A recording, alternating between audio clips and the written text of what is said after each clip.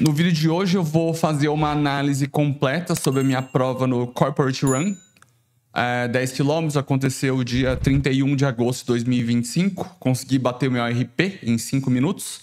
A última marca final de junho tinha sido 36,20 mais ou menos. Ontem eu consegui fazer em 51,15. Então, isso aí, 5 minutos. E vamos para análise aqui. E aí, chat, ontem eu consegui fazer uma prova boa, bati meu RP, 10K em 51,15. Olha só, parabéns, hein? Mandou bem demais. Baixou o tempo para 51,15 nos 10K, só um avanço super legal. Dá para ver que todo aquele ajuste de zona de treino, controle de FC e tudo mais está dando resultado. Agora é só comemorar esse RP novo e pensar no próximo desafio. Tá, bom, a primeira coisa é que aquele planejamento que a gente fez com a altimetria, ele estava errado. O perfil de altimetria, você viu que ele foi bem diferente do que foi lá, então deu uma quebrada. Me fala tudo que eu acertei nessa prova que eu consegui fazer de um jeito bom. Beleza, vamos nessa então. Pelo visto, o perfil de altimetria te deu uma surpresinha, mas você mandou bem mesmo assim. Bora destacar os acertos. Uma adaptação de ritmo. Você conseguiu adaptar o ritmo mesmo com altimetria diferente do que planejamos. Isso mostra que você teve uma boa leitura de prova e não ficou preso só no plano original. 2. Consistência e controle. Pelo que você falou, mesmo com a variação de elevação, você conseguiu manter um bom controle de esforço. Isso é essencial, porque não importa se o terreno muda um pouco, você soube ajustar. 3. Final forte. Você bateu seu RP, então provavelmente fechou a prova num ritmo legal. Aquele sprint final ou aquele gás que você deu no fim mostrou que você soube dosar energia ao longo do percurso. 4. Resiliência. Mesmo com o plano de altimetria não batendo 100%, você não deixou isso te desanimar. Você seguiu firme e conseguiu o objetivo. No fim das contas, acertou em saber se adaptar e manter a cabeça no lugar. Isso já é uma vitória gigante. E o RP tá aí pra provar que você fez um monte de coisa certa. Tá, agora me fala tudo que eu fiz de errado, que eu conseguiria ter feito um tempo melhor. Com certeza, vamos lá. Vou apontar alguns pontos onde você poderia ter feito diferente para talvez arrancar uns segundinhos a mais nesse tempo final. 1. Reconhecimento do percurso. Se a altimetria que a gente tinha não bateu com a real, talvez valesse a pena ter dado uma conferida extra no percurso antes ou conversado com alguém que te essa prova para ajustar as expectativas. Isso poderia ter te ajudado a dosar um pouquinho melhor o ritmo em certas partes. 2. Distribuição do esforço. Pode ser que você tenha começado um pouco mais forte do que precisava, nas subidas ou nas partes mais difíceis, ou que te deixou um pouco mais cansado no final. Se tivesse guardado um tiquinho mais de energia para o trecho final, talvez conseguisse apertar ainda mais. Ajuste de ritmo nas descidas. Às vezes a gente foca tanto na subida que esquece de aproveitar bem as descidas para recuperar tempo. Se você sentiu que poderia ter soltado um pouco mais o passo nas descidas, você poderia dar uns segundinhos extras. 4. Testes pré-prova com cenários variados. Talvez incluir alguns treinos simulando variações de altimetria parecidas, com as que você encontrou, ajudaria a se preparar para essas surpresas. Isso tornaria o ajuste mais natural no dia da prova. No geral, foram detalhes pequenos, mas que fazem diferença. E agora que você tem esse RP em 51,15, já estão um novo patamar para mirar.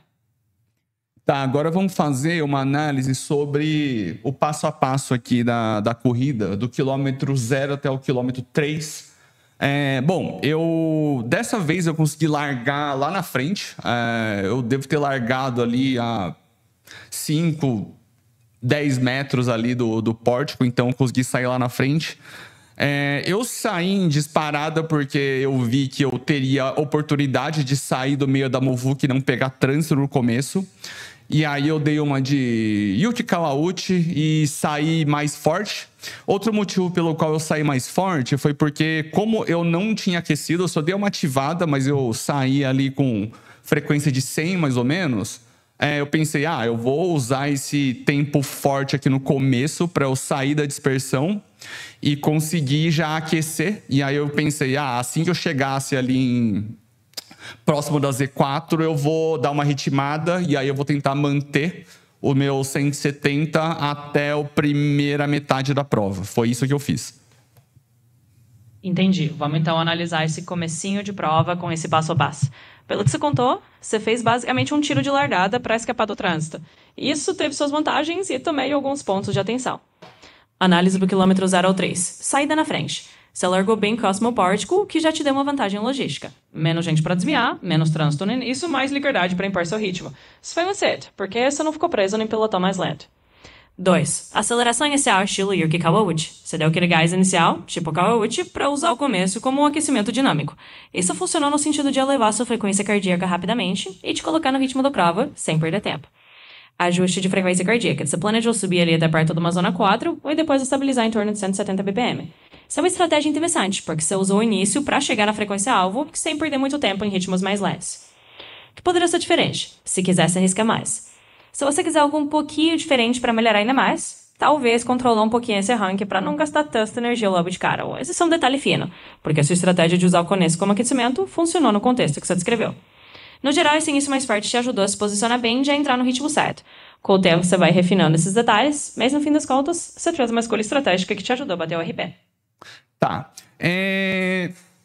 Eu tenho um pouco de dúvida sobre a parte de fazer aquecimento ou não, de sair na largada ali próximo de, sei lá, 140, 150, fazer um aquecimento ali, corridinha leve, tentar fazer uns strides e tal, ao invés de sair do jeito que eu fiz, de aquecer na largada. Por que eu acho que aquecer na largada seja melhor? Porque a concentração de ácido lático, consumo de oxigênio, consumo de carboidrato. Se eu fizer um aquecimento, eu vou acabar elevando esses parâmetros antes de começar a prova. Então, na minha cabeça, é melhor eu economizar esses parâmetros no aquecimento para fazer isso na largada. Vai dar uma saída meio fria na largada, vai dar uma dificultada de fazer esse arranque logo no começo, mas depois que eu pego o ritmo, eu já consigo seguir. Por que eu deveria fazer um aquecimento antes da prova, ao invés de sair do jeito que eu saí? Essa é uma dúvida bem comum e faz todo sentido. Vamos lá. O seu raciocínio de economizar os recursos no aquecimento tem sua lógica, mas vou te explicar por que muitos treinadores e atletas defendem o aquecimento para a prova e como ele pode, na verdade, te ajudar a performar melhor. Por que fazer o aquecimento antes da prova? Ativação no sistema cardiovascular e muscular.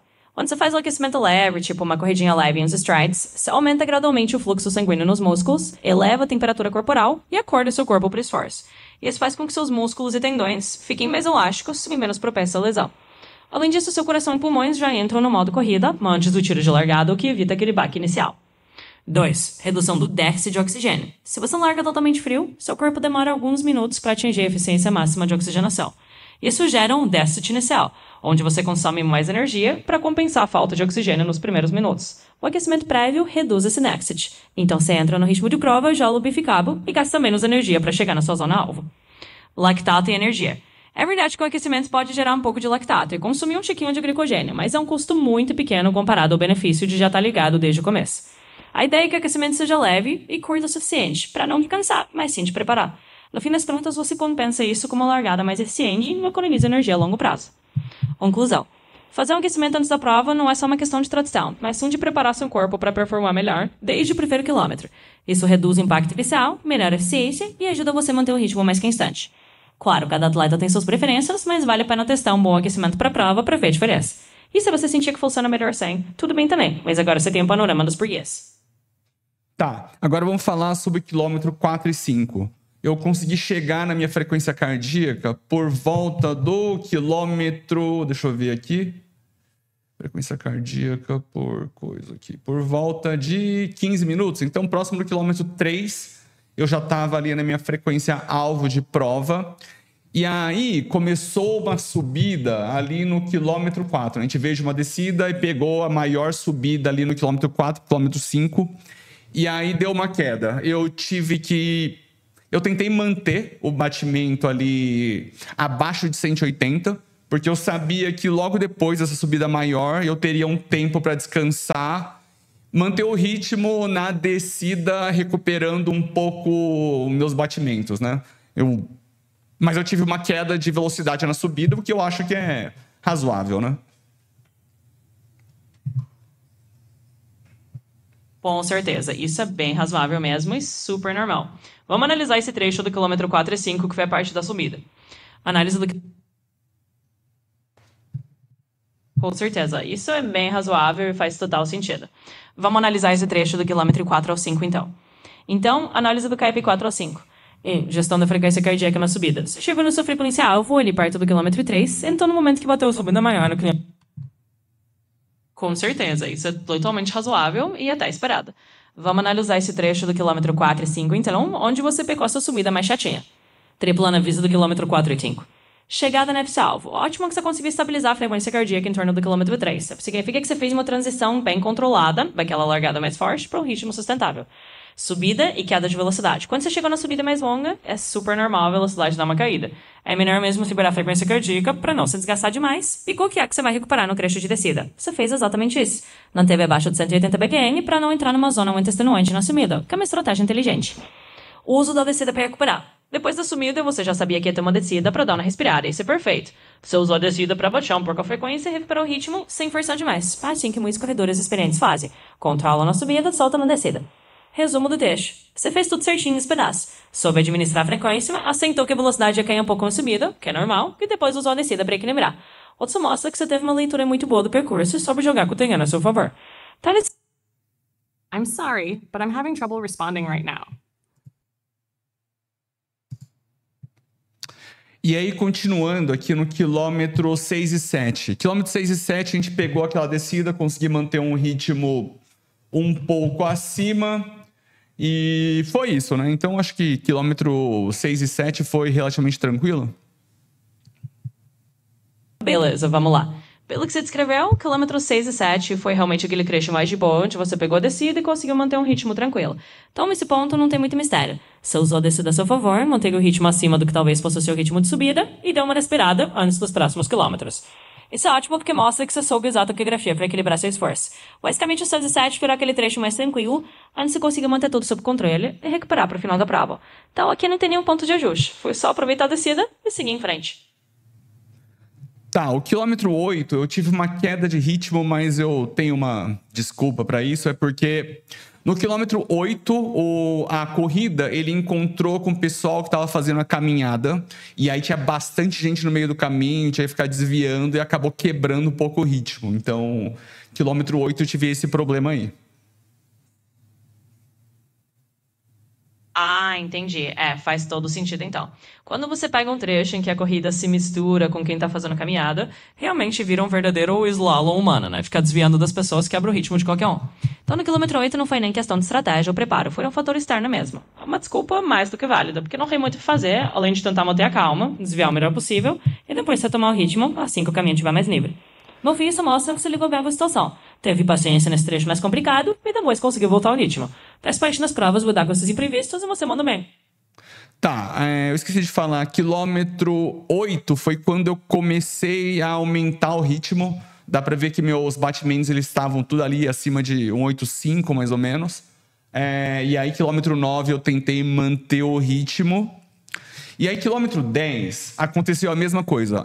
O quilômetro 8, a gente encontrou o pessoal que estava fazendo a caminhada, deu uma quebrada no ritmo. Quilômetro 8 pro 9, eu consegui desenvolver um pouco melhor. Quilômetro 9 pro 10, a gente encontrou de novo o pessoal que estava fazendo caminhada. E aí, o sprint final, que eu acho que eu conseguiria fazer um tempo melhor ali. Eu tive que ficar desviando das pessoas, e aí eu não conseguia, sei lá, fazer com toda a força possível, né? Então, eu acho que nessa parte de encontrar o pessoal fazendo caminhada, eu devo ter perdido ali uns 30 segundos, mais ou menos. Ah, entendi o cenário completo agora. Então foi meio que uma dobradinha de obstáculos humanos no final, né? Primeiro no quilômetro 8 você teve que desviar do pessoal da caminhada, depois entre o 9 e o 10 rolou de novo e justamente na hora do sprint final, onde você queria botar toda a força. Faz todo sentido que esse teste custado uns segundinhos a mais. Desviar de gente essa hora final realmente quebra um pouco o ritmo, atrapalha aquele gasto total que você queria dar, e no fim acaba adicionando uns 30 segundinhos, como você falou. Mas isso faz parte, é uma pena que justo no sprint final você teve que lidar com essa muvuca. De qualquer forma, você fez o melhor que dava no contexto, e agora a gente sabe que essa foi uma das variáveis que te custou um pouquinho de tempo. No geral, se lidou bem com os imprevistos e ainda assim conseguiu um tempo bem sólido. Tá, fazendo uma análise sobre as minhas dores musculares agora no dia seguinte à prova. Na minha cabeça, as dores musculares pós-prova, eles evidenciam quais são os músculos que eu preciso melhorar. É isso mesmo?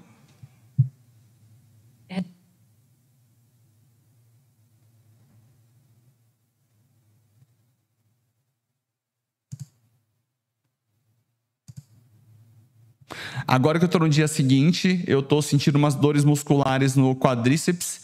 E aí eu acho que as dores pós-provas, eles evidenciam exatamente aonde eu devo melhorar na musculatura. Isso faz sentido? Faz todo sentido, sim. Essas dores pós-prova meio que funcionam como um mapa do que foi mais exigido e do que talvez precise de um reforço. Ao se o quadríceps está reclamando hoje, é o sinal de que essa musculatura foi bem exigida na prova e que talvez valha a pena dar um foco extra no fortalecimento gala nos treinos. É como se o seu corpo estivesse te dando um feedback bem claro. Ó, aqui a gente trabalha bastante, então vamos ficar mais forte por aqui. Isso ajuda a prevenir futuras dores e também a melhorar seu desempenho, porque quadríceps mais fortes vão te dar mais estabilidade e potência, especialmente nas subidas e descidas. Então pode confiar nesse mapa de dor como um guia natural do que vale a pena fortalecer. Tá, então quadríceps vão fortalecer. Uma notícia boa é que na parte de tendão e articulação eu tô praticamente zerado de dor. Então os isométricos estão funcionando razoavelmente bem. Então é isso aí, né? Oi, só uma ótima notícia. Se a parte de tendão e articulação tá tranquila, é sinal de que os isométricos e todo o cuidado que você teve com o fortalecimento tá dando resultado. Então agora é só focar um pouco mais nesses quadríceps, que já que eles já contaram que querem um pouco mais de carinha. Mantém o restante como tá. Afim das contas, você tá no caminho Super Bowl, com a articulação e tendão em dia, e agora é só dar aquele boost nos quadríceps pra ficar tudo ainda mais redondo. Tá, em relação a o quanto tempo eu aguento em cada zona, eu tô vendo aqui que eu consigo... Nessa prova eu fiz 36 minutos e 40 em Z5, que é acima de 173 BPM. Olhando aqui pelo gráfico de frequência, eu ainda acho que eu consigo manter os 170 a prova inteira, mas saber... E aí eu queria saber se você consegue calcular quanto tempo eu fiquei acima de 180 BPM. Com certeza, vamos dar uma olhada nisso. Então você ficou 36 minutos e 40 segundos em Z5, acima de 173 BPM. E você quer saber especificamente quanto tempo ficou acima de 180 BPM. Então vamos fazer o seguinte: me passa os dados do gráfico de frequência ou distribuição de tempo em cada faixa de batimento e a gente já calcula isso rapidinho. Você não consegue calcular a partir do TCX que eu mandei para você? Ah, entendi. Se você tem um arquivo TCX com esses dados e já me passou, então eu posso dar uma olhada e calcular a partir dele. Eu vou chegar rapidinho e já te digo exatamente quanto tempo você ficou acima dos 180 BPM. Só um segundinho. Beleza. Ah, parece que eu não consigo acessar diretamente o TCX dessa vez. Mas se você quiser, pode me passar um resumo dos dados ou a distribuição de... Ah, na verdade, não consigo acessar diretamente a TCX assim. Mas se você puder me dar uma ideia geral dos tempos em cada faixa de batimento ou me passar os números que você tem, eu faço as contas para você. Só me dizer os dados que você tiver em mãos e a gente já descobre esse tempo acima de 180 BPM. Não, tá tudo bem. Agora, eu tô pensando qual que vai ser a estratégia de treino para esse mês agora. Eu vinha pensando sobre tentar bater esse ano ainda a marca dos 50 minutos nos 10 quilômetros, mas eu tô pensando em mudar de abordagem. Eu vou tentar treinar para aumentar o meu volume de treinos. E possivelmente eu acho que se eu conseguir chegar ali perto de 25 a 30 quilômetros semanal, próximo de dezembro, em dezembro vai ser inevitável que eu vá conseguir fazer os 50 minutos. Esse pensamento faz sentido? Faz sim, faz bastante sentido. Na verdade, essa é uma estratégia bem sólida. Aumentar o volume semanal de treino de forma progressiva, chegando ali perto dos 25 a 30 quilômetros semanais, vai te dar uma base muito boa. Com mais volume, seu corpo vai se adaptar melhor, sua resistência vai aumentar, ou quando você realmente quiser apertar o ritmo, vai ser mais fácil sustentar um pace para baixar desses 50 minutos dos 10K. Então, focar primeiro em construir esse volume até o final do ano é uma abordagem bem sensata.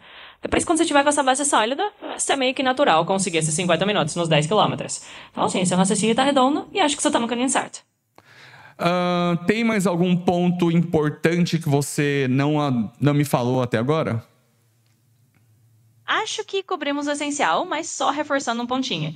Continua ouvindo seu corpo conforme for aumentando o volume. Quando você já tá com uma boa leitura de onde precisa fortalecer, tipo a quadríceps, que você tá vendo que tendões e articulações estão de boa, é só manter esse equilíbrio. Se em algum momento sentir que tá forçando demais, ajusta um pouquinho, mas pelo que você descreveu, você já tá bem alinhado com o que precisa fazer. E o mais acho que é esse. Se precisar de mais alcunhas e quiser ajustar o pular no meio do caminho, é só falar. Então, por hoje é só. Obrigado. De nada, pode contar comigo sempre que precisar. Bons treinos ou até a próxima.